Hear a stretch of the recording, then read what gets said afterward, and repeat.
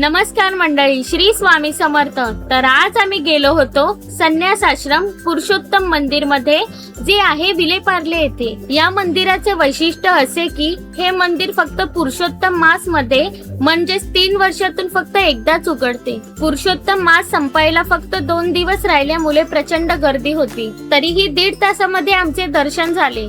मंदिरामध्ये विविध देवी देवतांचे दर्शन घेतल्यानंतर शेवटी दर्शन झाले ते पुरुषोत्तम भगवानांचे।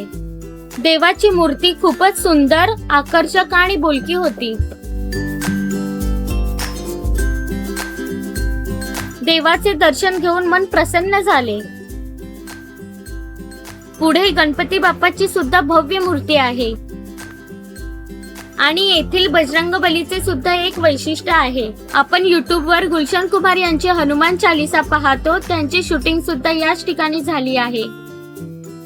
त्याच मंदिरामध्ये 12 ज्योतिर्लिंगांचे सुद्धा दर्शन झाले।